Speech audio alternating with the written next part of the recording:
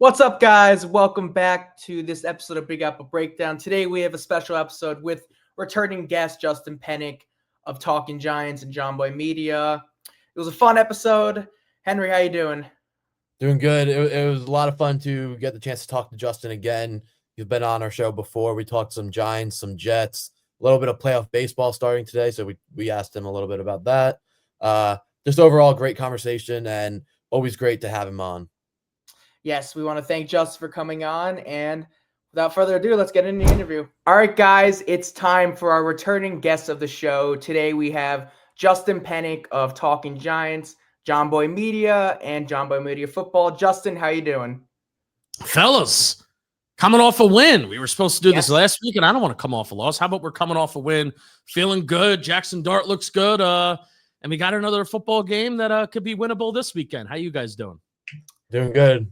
I mean, speak for yourself about coming off a win. I'm coming off a loss today. That's right. That's right. We're a dual 1-1, yes.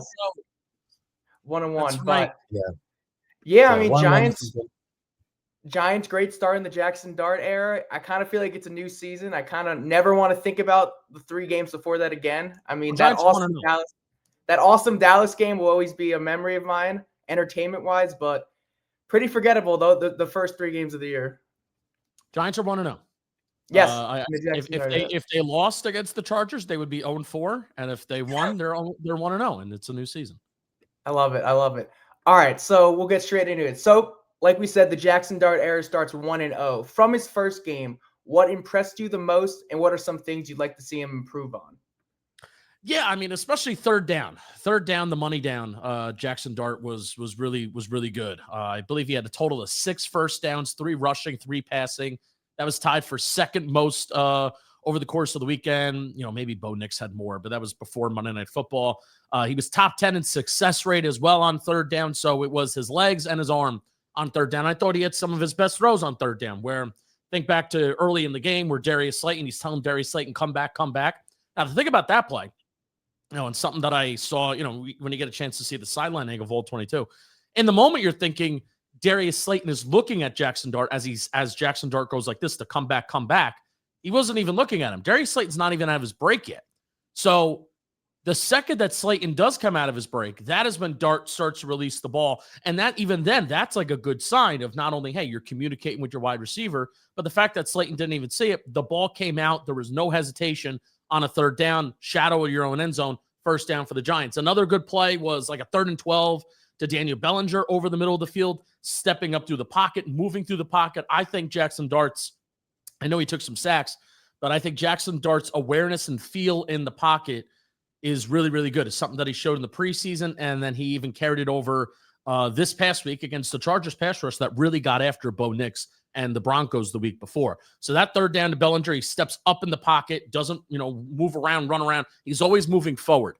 And then the third down at the end of the game to Theo Johnson, where it's a 4-minute offense, and the Giants got to get first down, churn first downs to help out their defense and not give the ball back to the Chargers with a lot of time left.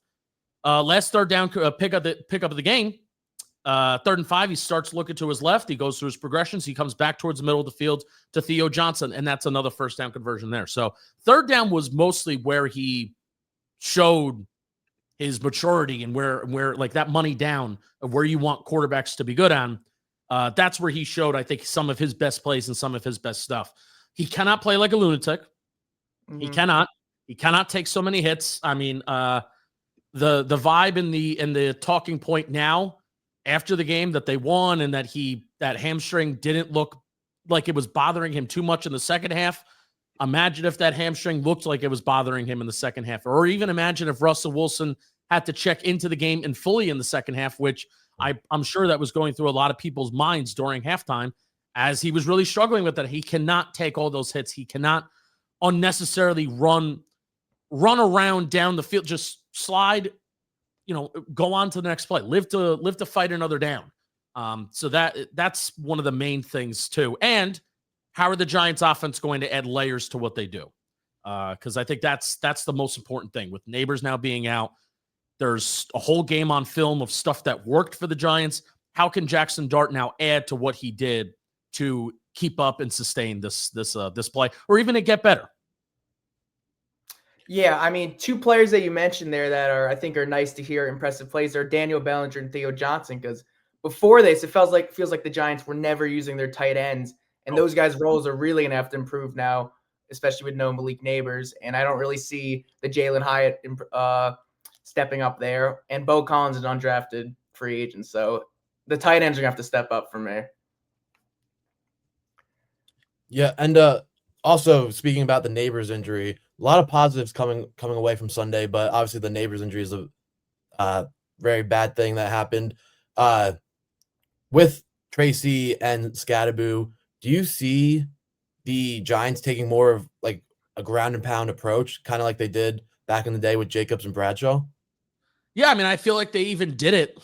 They did it against the Chargers. Now, what helped in that Chargers game, you had the lead from the start. You had the lead at the finish of the game. They led it at the end of every single quarter. And outside of blowout wins that we've had against the Colts, literally only against the Colts over the last 4 years, I don't know if there's games on the top of my head where I can remember the Giants just had a lead at the end of the first quarter, second quarter, third quarter, fourth quarter. You know, when Andrew Thomas even talked about it after the game, well, this is what happens when you get off to a fast start and you can control the game and then you can run the ball and it becomes more beneficial running the ball. So there are going to be games in which they're behind.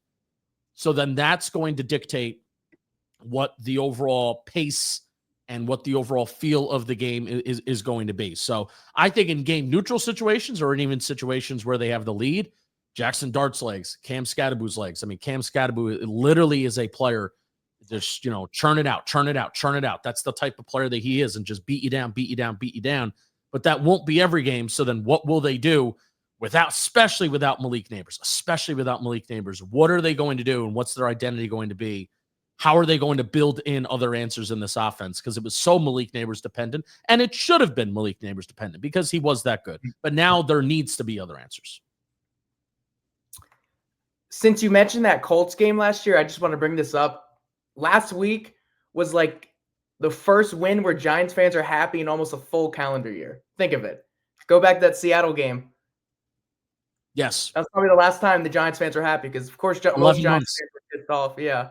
After that. Yeah, they lost the number 1 overall pick in that game. Yeah. So, yeah, it's 11 months where, I mean, even at home, too, they only won one game at home. They only won one game at home last year. And so it's the first time that Giants fans at MetLife were happy in even more than a calendar year, which is crazy. All right, moving on. So Sunday, to me, felt like the first time we saw the vision of the Giants defense come out, pass rush, turnovers. What impressed you most about the Giants defense Sunday? And is this a sign to come for the rest of the year? Yeah, I mean, I sure hope so. And it starts with that pass rush, man, where I couldn't believe this, that Brian Abdul-Carter is 11th in the NFL in pressures. Brian Burns is 12th in the NFL in pressures. And Kayvon Thibodeau is 13th. I think the only other trio of teammates that are in the top 40, forget top 15. There's a couple duo of teammates that are in the top 15. Vita Vea and Yaya Diaby of the Bucks is up there. Donnell Hunter and Will Anderson Jr. of the Texans are also like in the top 15, top 20 in pressures as duo of teammates. But 3 players on the same team. I think the Patriots of K'Lavon Chasen, Christian Barrymore, and another pass rusher that they have at the Patriots they're in the top 40. But none of those players are as high as 11, 12, and 13. So that's the identity of this team right now. And I think, you could say, well, are you a little worried about Dex? Because he's not up there in pressures and sacks and things like I don't think he has a sack on the year yet. But I think Dex is doing exactly what he's supposed to do, which is eating double teams. He's not getting as many nose tackle snaps. Partially, in my theory is that you're lining up Abdul-Carter on pass rushing downs. You're lining Abdul-Carter up over the center as like this off-ball A-gap interior linebacker. And I think that's good to mix in at times, especially when you want to keep Kayvon and Brian Burns on the field. They have a very good problem, this defense, pass rush-wise, of where to put people, how to maximize people, because everybody is playing so well right now. Everybody. Kayvon is playing out of his mind. Kayvon's playing out of his mind. Brian Burns is playing out of his mind. They're putting Brian Burns out in coverage, and he's making plays out there. He's making run stops. They're also experimenting, putting Brian Burns in the A-gap and the B-gap as this stand-up linebacker, pass rusher, whatever, with Carter on the edge. And Burns is even making plays too, and they're running twists and stunts. So they took advantage of a very compromised Chargers offensive line, which is going to happen in the NFL. There is no like, I'll put an asterisk next to that Giants pass rush performance. No, there are going to be offensive lines. We're one of them at times throughout the years. There are going to be offensive lines that are going to be hurt, that they're going to be compromised, that they have weak links, and sometimes even more than one. And this Giants pass rush absolutely took advantage of it. Abdul Carter controlled the game. Brian Burns controlled the game. And you fully saw how that defense can transform and take over a game. Yeah, I noticed that it felt like the Giants just as a whole seemed more enthused this game, just like more excited, played with a different level of intensity. And it seemed to me that it had like a direct correlation to Dart starting this game. Do you think like that's a real thing? Because I feel like these guys are professionals. They should always be up for the task, up for the game. But like it felt just different. And I don't want to say that it's only because of Jackson Dart. These guys are professionals. They should always be ready to play. But it just felt different this time. Yeah, I mean, I think anytime that there's anything new, you're going to get fired up for this, especially at the quarterback spot. And even Russell Wilson was new, but he also wasn't. You know what I mean?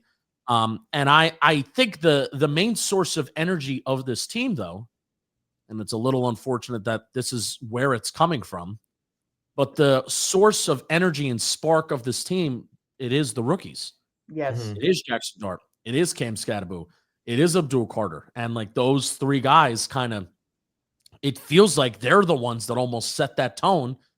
And then everybody else kind of meets that standard and should follow it. And no, I will say, like I said, Kayvon, there's a lot of guys that are kind of playing out of their minds right now. And even Drew Phillips in that secondary, as a second-year player, leads the league in passes defense. He's been targeted a lot, but leads the league in passes defense, and he's been a playmaker all year, even if he's allowed some plays too. So you have these young guys that are setting the tone right now, and I think Dart being one of them. But I always feel like this is just what it is in the NFL. Anytime you have a rookie quarterback, whether it's an energetic guy like Dart that has this competitive spirit, or even Daniel Jones, who was the complete opposite in 2019, there was a juice there for a couple weeks.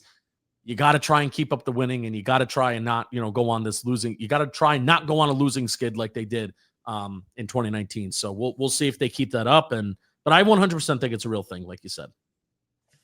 Yeah, and I also think it's almost like the rookies, they haven't been there. So like they don't know, they haven't felt the losing. They haven't felt the pressure of what everyone else has been going through. Yeah, for sure. It's a shame that you're right.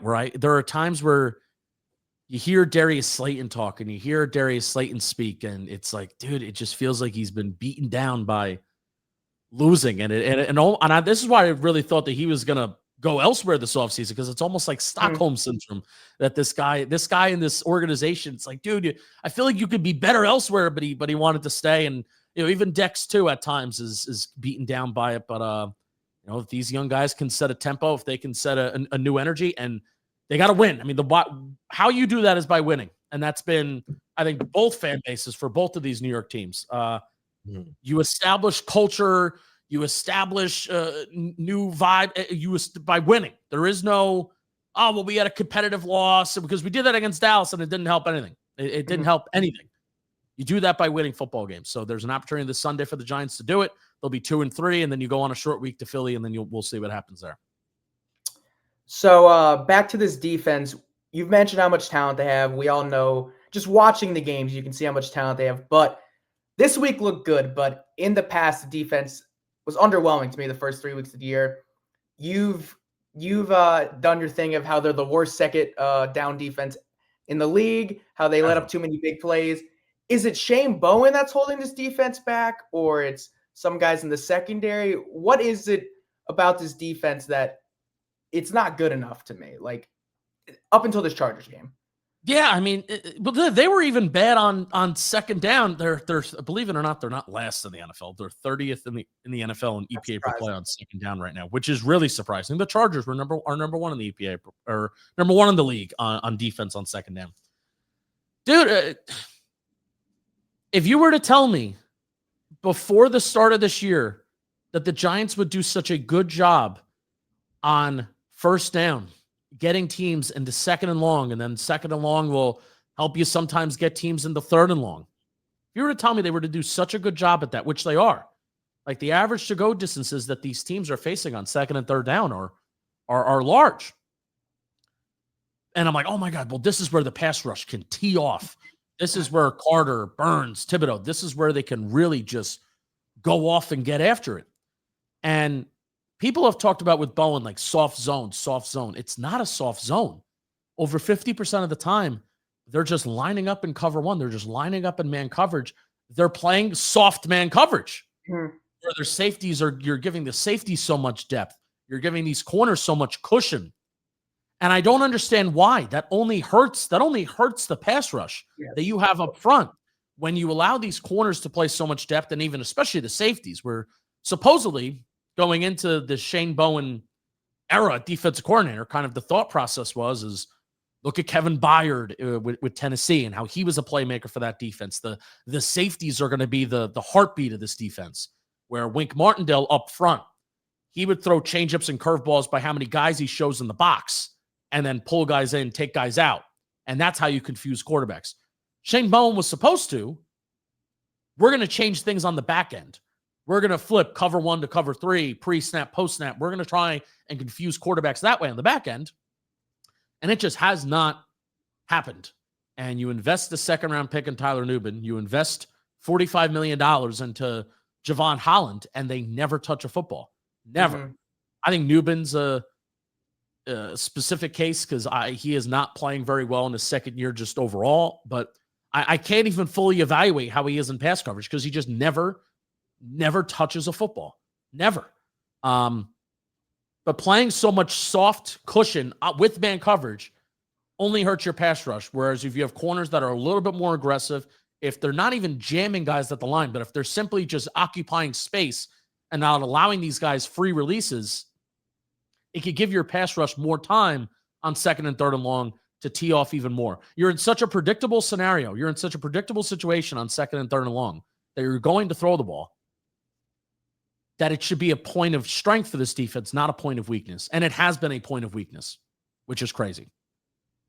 Yeah, I almost wish Wink Martindale was still here. I mean, I think with this front, this defensive line, I think would have been fun to watch. But obviously, that's not the case anymore. But I do want to mention Deonte Banks can't play. I mean, he's horrible. I mean, it's hard to watch sometimes with him.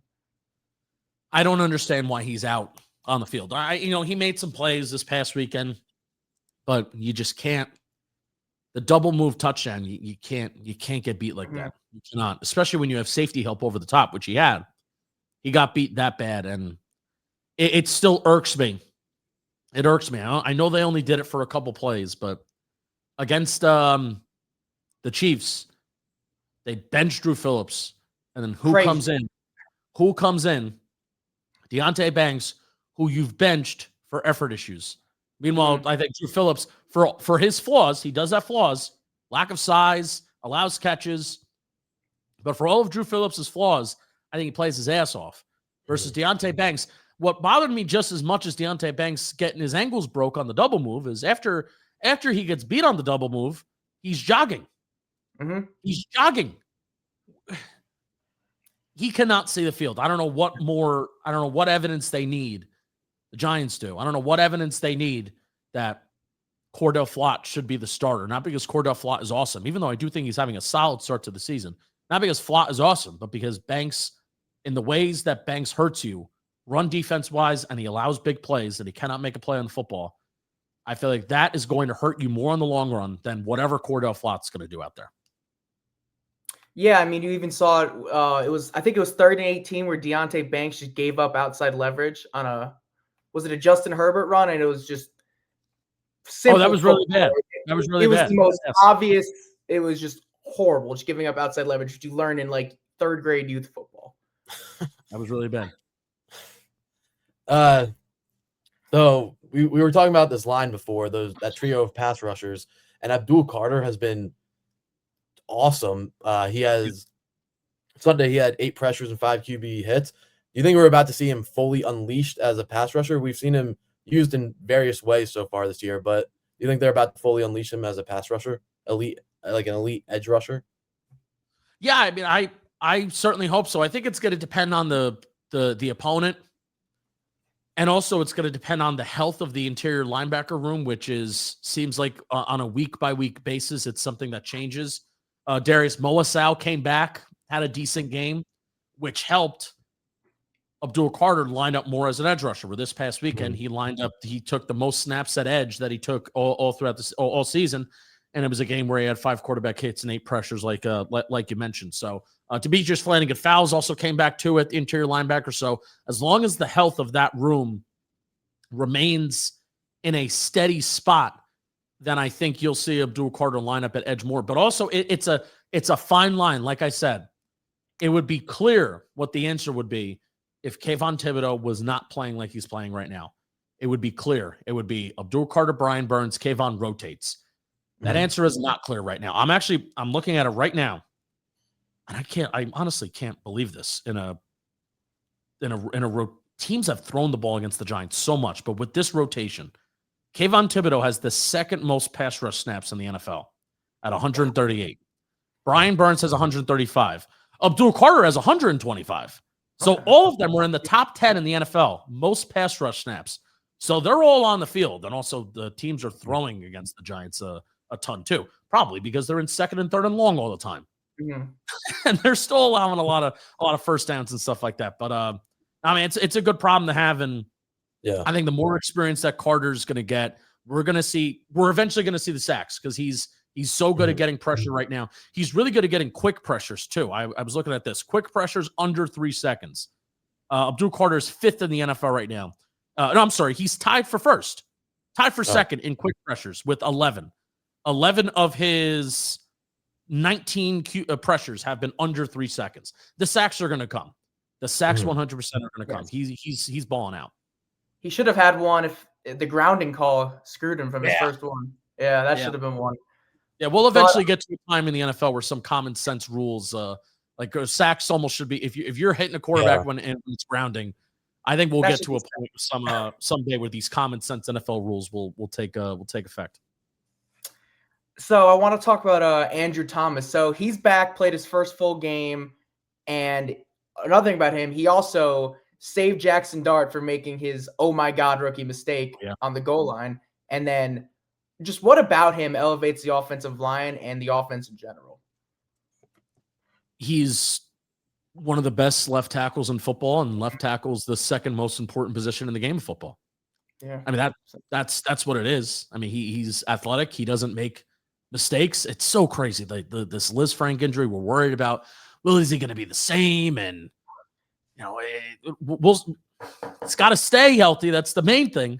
But even like he's so damn good, man. And why is Andrew Thomas so important? It's because that's how important left tackle is. Yeah. How important it is. I mean, even last year through the first 5-6 weeks of the season, with how dysfunctional that offense was, and how dysfunctional Daniel Jones was on the Giants in 2024.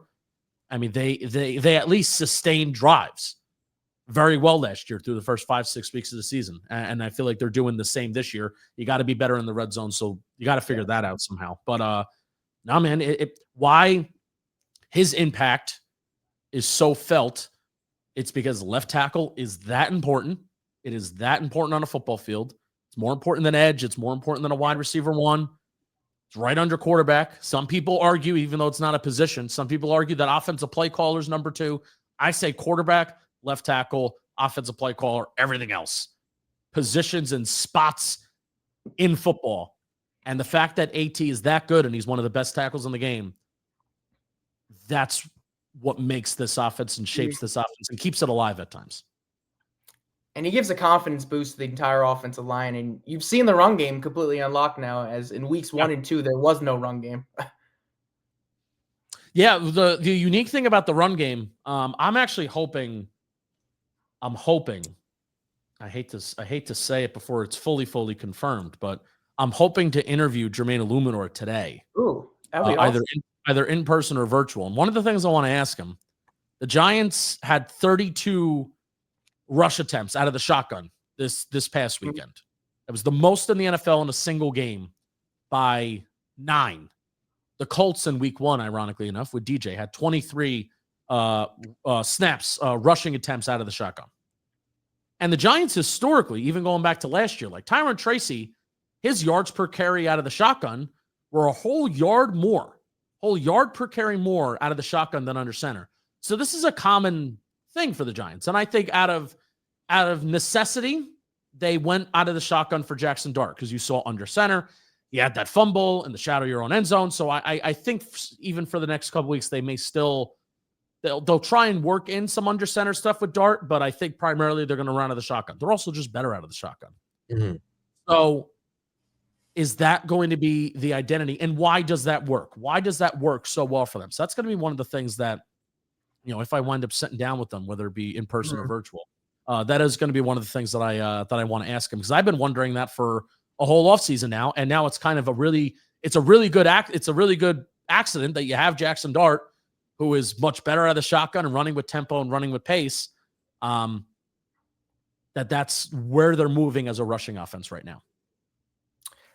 Yeah, well, if you interview him, good luck with that. And also, I think that's somebody the Giants should extend because he's had a really, really good year. Yeah, and one of the things that I'm wondering too, and I'm thinking about giving him an out. I'm gonna be like, listen, man, you can tell me that your agent. This is stuff that I leave this to my agent and I leave this to whoever, my representatives, and I'm focused on playing ball right now. But it's human nature that you got to see rest of the guys around the NFL getting paid. Yeah. Tackles, positional players that have positional versatility like you do, guys that are getting paid and they're getting paid big time money. That he is like it's a very good value contract that the Giants have right now. So is that something that goes through your mind? Because it has to. It's human nature. Yeah. Damn, I'm getting $6 million. I'm getting $6.5 million. James Hudson's getting $6 million. And the rest of these guys are in the NFL. The rest of these guys in the NFL are getting paid big time too. So I definitely think whether it's by the Giants or whether it's by somebody else, I really hope that he's taken care of with that next deal, because it'll be happening this offseason. Mm-hmm. Yeah, you're right. That's human nature in any job. But then when you're in the NFL and the amount of money you make is so public, you can't help but think that. So yeah, I mean, all these guys. Oh, well, I leave that to my agent. I'm focused on. No, man, it's everybody thinks about their salary and they want more, and you're wondering what somebody else is getting and shit like that. So no, but he's a good dude, and hopefully, fingers crossed that it actually happens today. Yeah. So I mean, we touched on Malik Neighbors and his injury before. We touched on if the Giants will they'll run the ball more and things of that nature. What do you think they'll do to fill his position out wide? Do you think they will go and try to sign what's out there, trade for something, or Jalen Hyatt or Bo Collins in-house? How do you think they'll fill that position? I hope that they make a move, free agent wise. I think is most likely. I really don't want them giving up anything significant in a trade. If it's more than a 5th, 6th, or 7th round pick, or even swapping, if Evan Neal, I don't even think they would want. I don't know. I think they've had opportunities to trade some of these guys before, and they just haven't wanted to, for whatever the reason may be. Whether it's and Joe Shane has been really, really good with trades, by the way. Value wise, not giving up too much for Waller, or even getting what he got in return for Kadarius Toney. Outside of the draft day trades, we're trading up one spot for Deonte Banks. No need to do that. Trading up for Jalen Hyatt, not good. But any other trades, Joe Shane's done a good job. So. Hey, if he wants to dig his heels on the ground and say these guys are worth more than the 7th, 6th round picks, okay, whatever. But I really don't want them for Jerry Jeudy for the Browns, let's just say. Mm-hmm. If we were giving up a 4th, 3rd round pick, I just don't think the Giants are in a spot sitting at 1-3, or even though they may be desperate, but we're not 3-1 looking to, oh man, we're pushing towards the Eagles. We're making a push towards the Commanders. They're just not in that spot, and it sucks. But you pay Darius Slayton like a wide receiver 2 for a reason. You have Wan'Dale Robinson, and you drafted in the second round that I think that they like for a reason. You hyped up Theo Johnson for a reason. Go and try and, Gabe Davis is on a practice squad. If you really like him, you've had dinner with him, go and get somebody that you feel like can help you and get you through a year that is better than Bo Collins and Jalen Hyatt, and make that work. I just don't think they're in a spot to give up resources, and also they have no money. And then you're talking about if you bring in somebody with the contract, like a Judy or DJ Moore, insert whatever name you want here, they would have to restructure somebody's contract. Burns, like they're in a good spot. They're in a healthy cap spot from 2025 and beyond. And that's because Joe Schoen has not been irresponsible with contracts and pushing back money and void years and dead money and all that kind of stuff. So that's why they have no money now. And I don't want them to start relying on putting void years and dead years and pushing money back, because that's what they're going to have to do if they acquire somebody, trade for somebody, not only draft picks, but it'll impact money too. Yeah, Gabe Davis was kind of the one that came to my mind, because I'm like, wait, he's still in the Bills practice squad. I think Isaiah Hodgins kind of makes sense. A familiar 100% name. And then, hey, for a trade, we're only 46 more catches away from Darren Waller from another draft pick. So we get that 7th round pick. That is I can't believe it's now becoming like, you ever see Step Brothers where of course they just farted in Seth Rogen's office and they're like, okay, now the tuxedos seem effed up. Yeah. It's now getting to the point where between DJ, like Xavier McKinney and Saquon Barkley going to other spots and doing well, it's like, okay, well, they're really good players and they're going on really good teams. But then DJ goes to the Colts, who were dead, and a regime that is dead, and does that. I mean, it was even funny. They were mentioned on the broadcast, or I think Duggan was tweeting out about like Tony Jefferson, who retired from the Giants. He was a scout. Yeah. He was a scout for, I think, the Chargers. And then I think he came back and played, and he's starting for them. And he was with Wings defense in like 2022, 2023. And now Waller, who through the first 34 minutes of him playing for the Dolphins, who were also dead, by the way. Yes. 34 minutes he's played with the Dolphins. He caught more touchdowns in a Dolphins uniform than he did in the Giants, but in a full season. It's now like, okay, now that it was funny at first, and now the tuxedos seem kind of effed up. Yeah.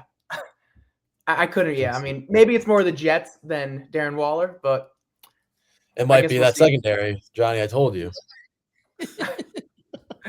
All right. So moving on, my favorite moment from Sunday was at the end of the game. Game ends, and they pan the camera over, and it's Brian Daboll embracing Jackson Dart, showing a side of emotion that we just haven't seen from Daboll in years. And throughout the week, it became way more obvious that this was Daboll's decision. It was not the ownership. It was not the management. This was clearly Daboll's decision. And I just want to ask, like, how awesome was it to see Daboll's spark and energy back? Because it's been missing. Did you see Connor Hughes' fan fiction from the locker room? Yes. It kind of went viral. Yeah.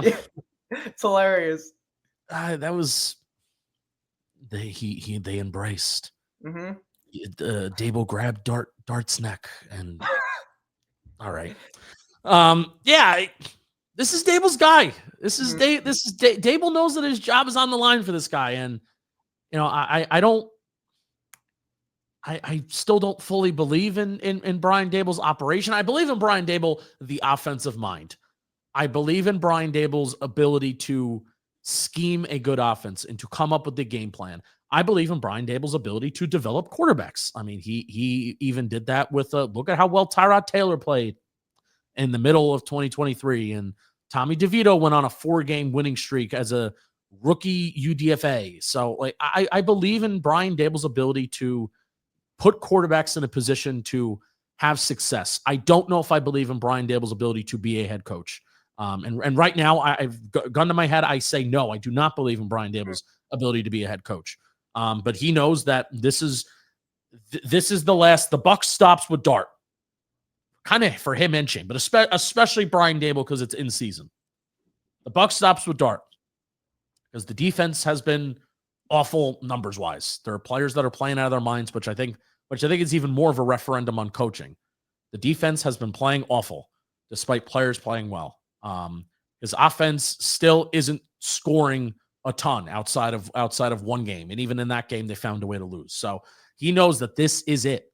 And you can tell when Brian Dable gets excited about something, or when he gets excited about an individual, he'll show it. Because he usually doesn't show anything. So when he shows any kind of enthusiasm or excitement about something, he'll start to answer questions a little bit more because he never answers anything. And it's like, okay, well, you're invested in this, and it's very easy to see. It's an easy tell. So we'll say they got to win. I mean, that's flat out. I know I said it earlier, but Brian Dable has to win. It's no longer about just looking good. I don't think that's going to be acceptable in the minds of ownership, and especially now with the unfortunate news yesterday. Who knows what the mindset of ownership is with the news of John Mara having cancer and it's not very good right now. Who knows what all that looks like right now, and John Mara's mind about his head coach, who I don't think he liked even coming into this season very much, but I think Joe Schoen advocated for Brian Dable to stay and for them to see this out together. Yeah, Johnny, do you have any other Giants questions you want to ask? Yeah. Sorry, just lost my train of thought.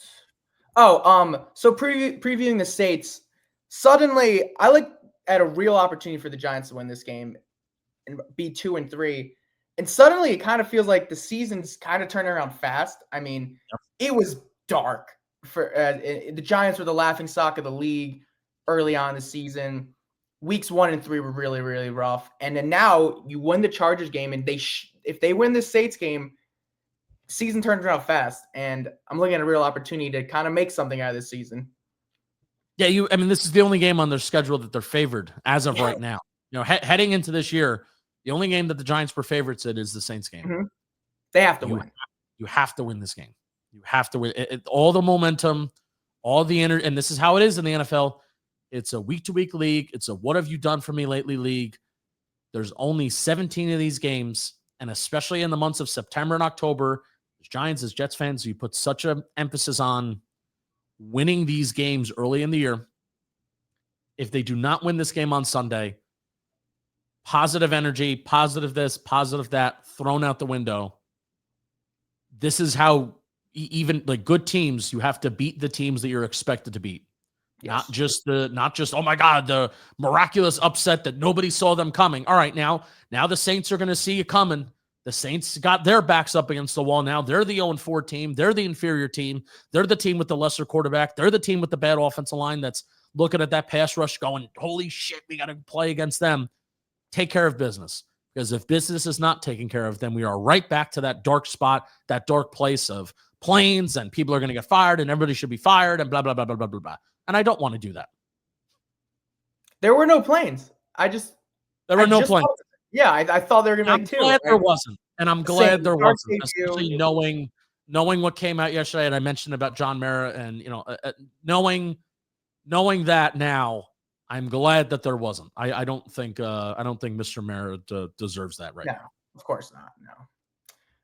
And then I'll talk about one more thing about Jackson Dart before we move on to the Jets. But his personality, is kind of just something we've never seen. Of course, Daniel Jones wasn't like that. And even Eli was quiet. Yeah, exactly. And I think it's just refreshing to see this type of personality, this leadership at a young age. And I'm kind of just I'm super impressed with this kid's done already. Like everything leading up to the moment, what we heard from behind the scenes, he's ahead of schedule. Do you agree? When we first drafted him, I did not think he'd be this ready off the field and even on the field. Yeah, what I'm most excited about Dart's personality is that what you see off the field as of now translates to the type of player that you see on the field. He's a competitive dude. He has a competitive energy and intensity to him. Mm-hmm. And I feel like, and it's vice versa. What you see on the field is also what you're going to get off the field, because especially for quarterbacks, can't tell you how important who you are and how you work. It's probably just as important, if not even more important, how you work and how you handle and how you conduct yourself in a meeting room and your preparation. I mean, that's what made, especially the great quarterbacks when we were all growing up, the great quarterbacks great. It's what made Peyton. It's what made Eli. It's what made Tom Brady, Drew Brees, Phillip Rivers, all these guys, Big Ben. It's what made them so damn good is the way that they prepared for football, right? And if Jackson Dart can have that in him and also carry over this confidence, carry over this aggression that is hopefully dialed back a little bit because he legitimately plays like a lunatic. If you carry that into Sundays, especially the aggression and explosive plays, he didn't have a single play of 20 plus yards. And hopefully that will come. It's going to get a lot harder with Malik Neighbors to produce explosive plays. But if that can be carried over along with the preparation, hard work, and being humble and not getting too cocky, but also being confident, balancing all of that, that's going to be the ultimate key on if this guy is a franchise quarterback or not. Yep. Mm-hmm. Yeah, I think one of my favorite plays he had was that 3rd and 1. I know it was an offsides anyways, but it's rare to see unless it's like a Josh Allen type quarterback, break a tackle where he looked dead and get the first down. I mean, that's just competitiveness right there. That's cool once a game, but the fact that I feel like we saw that 2 to 3 times, like the holding call on JMS, and he's I think he was already flexing that hamstring, and he's stiff-arming guys down the field. I'm like, oh my God, and this play doesn't even matter, and it doesn't count. Just go down. Yeah. He's got to learn the unnecessary once a game. Once a game at most. Yes, I agree. All right. So I guess we can move on to the Jets now because it looks rough there, Henry. Take it away. Yeah. I got just really a quick question or two about the Jets. I don't want to mischaracterize you as being high on the Jets, but I know you were excited about the Jets and the style that they were playing.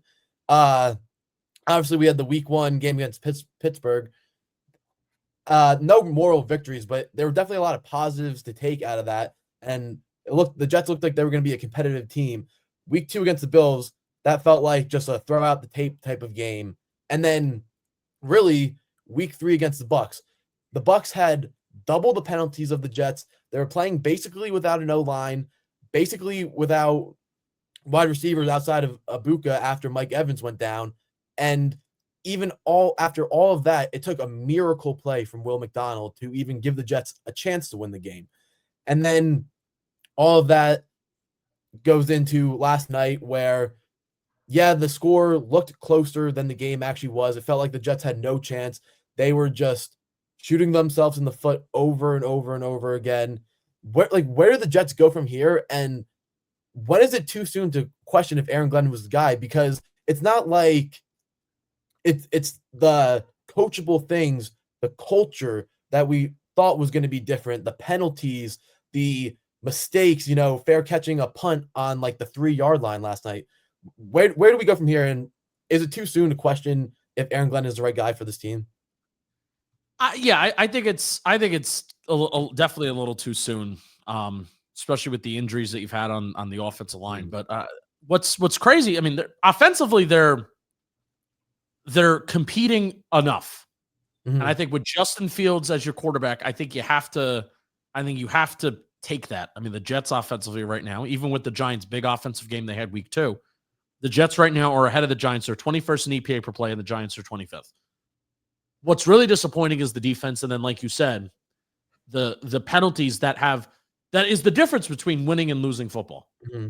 I mean, even go back to Xavier. Didn't Xavier Gibson fumble the ball Week 1?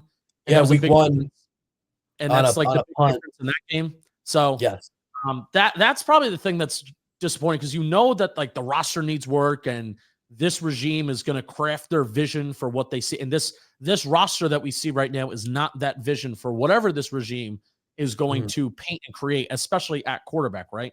And that being the most important question that every new regime has to answer. What are you going to do at quarterback? But an Aaron Glenn-led team where you think that they're going to do the little things right. Like, 2025, if we're going to struggle on offense because we can't score, because we don't have a quarterback that can throw the ball, or defense because maybe the talent isn't as good as we thought, Well, even if all that's going to come to the case, at least they're going to do the little things right, and they're not going to shoot themselves on the foot, and they're not going to be a penalized team, and they're not going to make a lot of mistakes. They're just going to play sound football.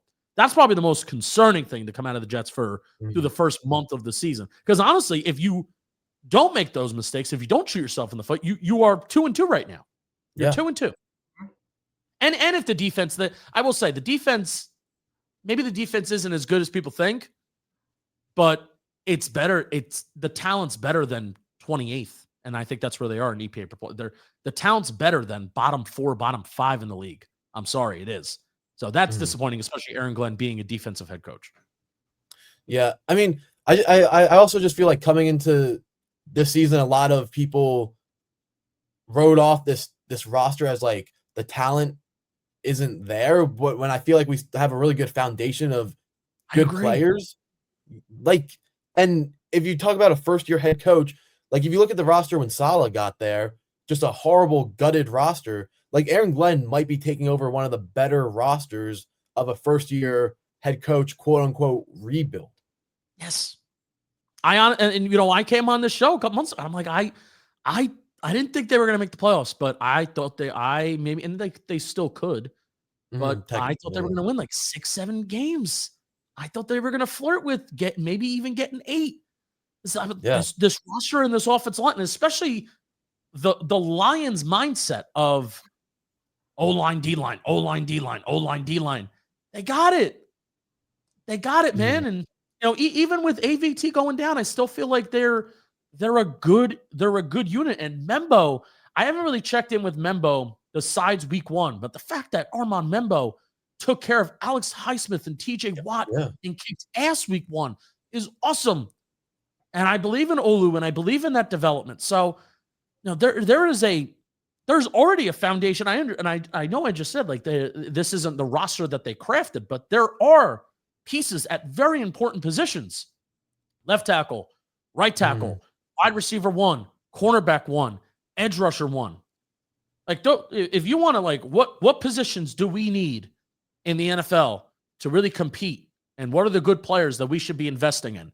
You should be investing in left tackle, right tackle, edge 1, cornerback 1, wide receiver 1, and they got them, and they have them all locked up for the foreseeable future. All of them.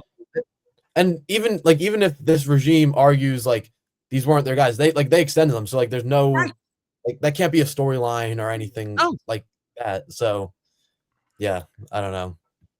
I do want to so of course Glenn came from the Lions. If I'm not mistaken, Dan Campbell started 1-6, no, not even 1-6. The year before, horrible! They almost didn't win a game. Yeah, they were horrible. Yeah, they won 3 games, right? 3 and yes. So 13. And I'm sure a lot of people judged him early, but that's not to say things are coming. And then I have to read this Breece Hall all-time quote that I'm sure you guys have seen. Teams shoot themselves in the foot, then we come back and shoot ourselves in the head. That is a great quote. I saw that last night, but I didn't know if it was a real quote or not. So I wanted to mention it just now. I mentioned when I said shooting yourself in the foot, I wanted to mention that quote, but I didn't know if it was a real quote or not, so I didn't want to say it. Well, hopefully they can beat Dallas for the Giants. I mean, next week.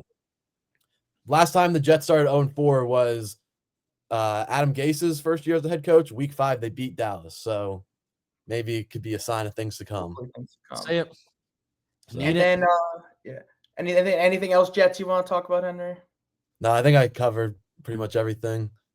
So before we let you go, playoff baseball does start today. I know you're a Yankees guy. How you feeling about them this year? Man, I'll tell you what, that office is fired up out there. I live in a little bit of a different world than they do, since they live and breathe baseball, and I live and breathe football, and I kind of let them do all the work. No, but I'm excited. I mean, I will say this: I was never, and this is because of what I do for work, but I was never fully in last year on feeling like that Yankees team could win the World Series. I knew that they could get there just because of the AL and how weak the AL was last year. And I think it's a little bit different this year. I think the AL is certainly a little bit stronger than it was. I even think the Red Sox are a tough wild card opponent. But the fact that Judge and Stanton are hitting this well together right now, and my main problem with the Yankees the last couple of years is that they don't take games 1 through 162 seriously, and it's just we'll just snap our fingers and start to play really well in the playoffs. Now, there was a certain point this year where you would love to have just one game back and then you win the division. You don't have to play the wild card. But the fact that you have how many starters that you can go to right now, Freed's pitching really well. You have a really good 1-2 punch with Freed and Rodon, and I even think Schlitter right now is throwing the ball really well. Is he going to be the number 3 or is he going to be in the bullpen? Yes, he is. Likely going to be number 3. It's lined up for that. Awesome. And I think that's a guy that can throw hard, throw fast, put a lot. And even if he gives you four innings, if he's throwing 97 and the stuff's moving, the bullpen and the guys they got lined up in the back end could take care of you. And Paul Goldschmidt's a nice complimentary piece. Cody Bellinger had a really nice year. So it just feels different from where they were last year, where they're kind of just stumbling into the postseason and they don't play good baseball. Whereas this year, they're actually playing decent baseball. There's an answer besides Anthony Volpe, and of course you have Aaron Judge and Stanton as 2 guys in the lineup that are just mashing right now and solid complementary pieces around them. So I'm excited. I'm still a little pessimistic on if they can go all the way, just because I've been pessimistic about this Yankee team, but definitely more excited than I was last year, even though they went to the World Series last year. I think this team. I think this team's more well-rounded, and if Judge steps up, I think we got a good chance. He's been bad in the postseason last few years. I think this is his postseason to unlock everything, put the postseason struggles behind him, show that he doesn't need Juan Soto in the playoffs, and yeah. I love it. Yeah, it's going to be a tough test because in the Aaron Boone era, they've only beaten AL Central teams, and they got to get through 2 AL East teams to get where they want. So it's going to be interesting. So I think that's all. Henry, anything else? Anything? No, I think we've covered everything. If you want to plug any of your things, Justin. Yeah, I mean, Talking Giants, Sean Morash from WFAN announced as the new co-host on that he'll be joining me on game recaps and also game preview pods. Game recaps at the start of the week, and then the tail end of the week he'll be joining me there, and I still do midweek episodes too. And JM Football, having a lot of fun. Posted a lot of shorts and a lot of short form content this year, just trying to tell different stories in the NFL, and that's been going really well. And we do trivia videos Tuesday, Wednesday, Thursday, and also some Mondays we put out some video essays too that are long form over on JM Football. So those are my 2 spots. And fellas, thank you for having me on as always. Of course, thank you so much for coming on. I watched your video essay the other day. It was awesome. So thank you for taking the time. Which one? Which one? Was it a quarterback one, or I did a QB tier maker. I did a Giants boat pick. It was Giants boat pick one. Yes, it was a Giants boat pick. Yes. Yeah. That was a lot of fun, and it was really good timing of when we put that out because the Giants fell to 0-3. Mm-hmm. So then it's like, all right, next day, let's put out the boat pick video. Make people mad or make people sad. Yeah. Yeah. You and Sean appreciate you taking your time to come on and talk with us. So thank you so much. Yeah, absolutely. Thank you, guys. Thanks,